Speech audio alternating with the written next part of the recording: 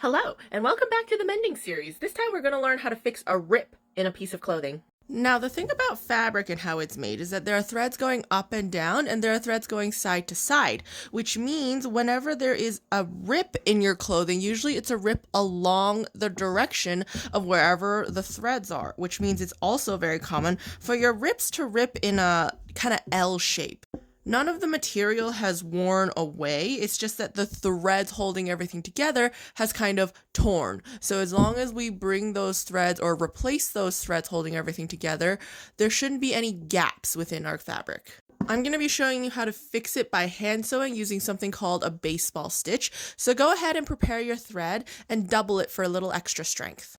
Now, the first thing that I'm going to do is I'm going to come up from underneath a little bit beside where the rip starts. That way I can hide my knot. And the way the baseball stitch works is I'm going to go through the rip and then up from underneath on the other side of the rip. And then I'm just going to keep doing that through the rip, up from underneath on the other side of the rip, slightly forward from where my other stitch came out. Depending on what repair you are doing, what fabric and what type of thread you're using, you can come out a little bit more in front or a little bit less in front. This is a very fine, delicate fabric, and I'm using some pretty thin thread. So I'm going to keep my stitches nice and close together so that they have that strength. Now, you have to be careful not to pull this too tight, otherwise you see it scrunches my fabric. I want everything to lay nice and flat still. Up from underneath, out from the other side.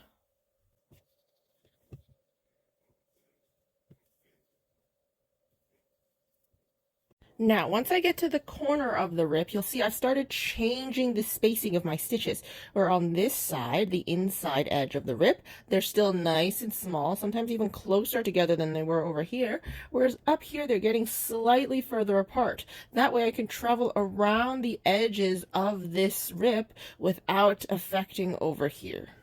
Now, here is what it looks like when I get to the end of the rip, and what I'm now going to do is I'm going to pass this needle through to the back side, but not through the fabric, flip my garment over like so, and then I'm just going to use the back of my needle to pass it underneath one of these stitches. That way I don't accidentally catch my fabric through the loop.